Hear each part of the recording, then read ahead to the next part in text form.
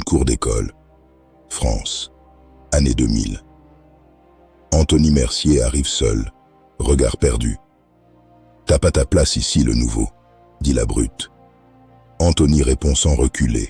« Je suis juste là pour apprendre. » Fabien s'avance alors. Son intervention est rapide, déterminée. Quelques années plus tard, Fabien emmène Anthony à l'église. Anthony observe Rachel. « Elle chante vraiment bien », murmure-t-il. Fabien sourit. « Oui, elle chante bien. » Une graine est plantée, la foi et une rencontre. Le père d'Anthony a décroché une place à New York. « Tu pars vraiment ?» demande Fabien. « C'est une chance, Fab. Une vraie. »« Toi, tu restes ? Je vais partir en mission, » répond Fabien. « Il y a des choses à faire d'abord. » Fabien s'engage dans la mission humanitaire de son église. Il travaille, prêche, aide. Il pense à Rachel. Il lui envoie des messages. Elle répond « peu ». La distance alimente son obsession silencieuse. New York. Anthony fonde Apex Covenant Group. Il rencontre Brandon Coleman. « T'as jamais eu l'impression que tu réussissais, mais que tu courais vers rien ?» Anthony répond « Si, tout le temps. » Ce soir-là, il donne sa vie au Seigneur.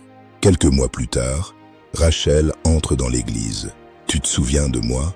On était dans la même église, en France. » « Bien sûr, » répond Anthony. « Tu chantais déjà comme ça. » Elle sourit. Sarah murmure à Brandon. « Tu vois ce que je vois ?» Anthony aide Rachel à trouver un poste dans son entreprise. L'amitié devient plus. Anthony est sincère. Il demande Rachel en fiançailles. « Je vois, » dit Brandon, « mais c'est pas notre place de parler. » On prie. Fabien apprend que Rachel est avec Anthony. Il prend le premier vol. « Frère, enfin te voilà !» s'exclame Anthony. « Je savais que tu dirais ça », répond Fabien avec un sourire. Les retrouvailles sont intenses. Les deux amis font un road trip en Mustang. La vie semble parfaite. Anthony lui propose un poste chez Apex. Fabien monte vite. Tout lui réussit en apparence. Miranda Shaw arrive pour un entretien. Anthony l'accepte. Ce que personne ne sait, c'est que son père a été licencié par Anthony pour vol. Elle porte cette douleur en silence, souriante. Le piège est en place. Miranda tente de se rapprocher d'Anthony. Il reste direct. « Miranda, je vois ce qui se passe. Je te demande d'en rester là. » Elle baisse les yeux, troublée. C'est l'étincelle qui va tout déclencher. Le lendemain, l'accusation tombe. Harcèlement sexuel. La nouvelle se répand. Dans l'église, on chuchote. Rachel se rapproche de Fabien. « Je ne savais pas qu'il pouvait me faire ça. » Elle laisse Anthony seul. Brandon et Sarah sont les seuls à rester. On est là, et on reste là. Anthony a la voix brisée. « Tout le monde croit que j'ai fait ça. » Sarah répond « Pas nous, on va trouver la vérité. » Elle engage Cole Maddox. Cole Maddox remonte le fil. Les fichiers écrasés laissent une trace. Il piège une complice au téléphone. C'est impossible. J'ai tout. Maddox répond. Vous avez tout quoi? La vérité est proche. Au procès, Fabien se lève.